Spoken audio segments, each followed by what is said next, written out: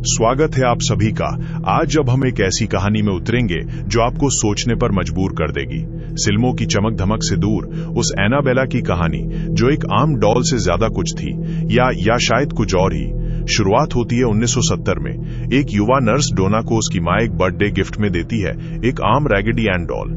डोना इसे अपने अपार्टमेंट में रखती है, पर जल्द ही डोना और उसकी रूममेट एंजी महसूस करती हैं कि कुछ अजीब हो रहा है। डॉल अपनी जगह से हिलने लगती है, कभी ये एक कोने में मिलती है तो कभी दूसरे कमरे में। शुरू में उन्हें लगता है शायद किसी को गलतफहमी हुई है, पर जल्द ही ये डर में बदल जाता है।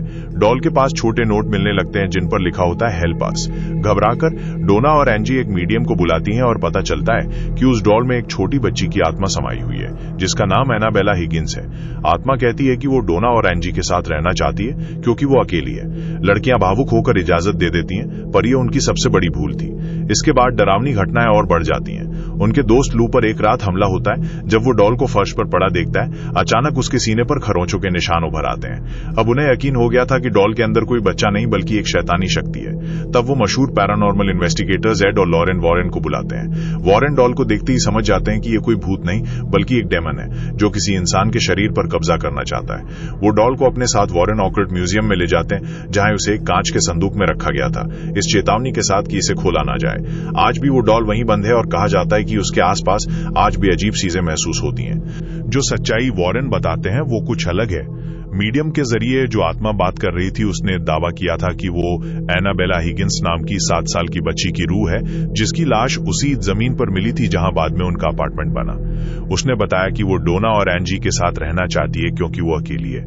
लेकिन वॉरेन कहते हैं कि ये सब झूठ था। असल में कोई मासूम बच्ची नहीं बल्कि एक शक्तिशाली और प्राचीन डिमोनिक शक्ति उस डॉल में घुसी हुई थी। वो आत्मा सिर्फ एक मुखौटा पहनकर लड़कियों की सहानुभूति जीत रही थी ताकि वो धीरे धीरे उन पर अपना कब्जा बढ़ा सके और आखिर में उनमें से किसी एक के शरीर पर पूरी तरह काबिज हो सके। जब तक वॉरेन ने दखल नहीं दिया, लड़कियों को इस बात का अंदाजा नहीं था कि वो कितनी बड़ी मुसीबत में फंस चुकी हैं। तो जब वॉरेन डॉल को लेकर अपने घर के रास्ते पर निकले, एनाबेला ने अपना असली रौद्र रूप दिखाना शुरू कर दिया।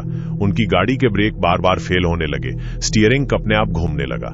उन्हें लगा कि कोई शैतानी शक्ति उन्हें मार डालना चाहती है। बड़ी मुश्किल से वो सुरक्षित पहुंचे। घर पहुंचकर उन्होंने डॉल पर पवित्र पानी छिड़का और तांत्रिक विधियां की जिससे वो कुछ हद तक शांत हुई, पर जल्दी उन्हें लगा कि ये डॉल अब भी खतरनाक है। एक बार एक पादरी ने आकर डॉल का अपमान किया और कहा, तुम सिर्फ एक खिलौना हो, तुम किसी का कुछ नहीं बिगाड़ सकती। लौटते वक्त उस पादरी का भयानक एक्सीडेंट हुआ, पर वो किसी तरह बच गया। इसके बाद वॉरेन ने फैसला किया कि डॉल को खुला रखना ठीक नहीं है। उन्होंने एक खास संदूक बनवाया, मजबूत कांच और लकड़ी का, और उसे डॉल के लिए एक तरह का आध्यात्मिक पिंजरा बना दिया। आज भी वो डॉल उसी संदूक में बंद है और कभी कभी उसके ग्लास पर खरोचों के निशान दिखाई देते हैं। लोग मानते हैं कि ये डिमन अब भी मौका ताक रहा है ताकि बाहर निकलकर किसी को शिकार बना सके।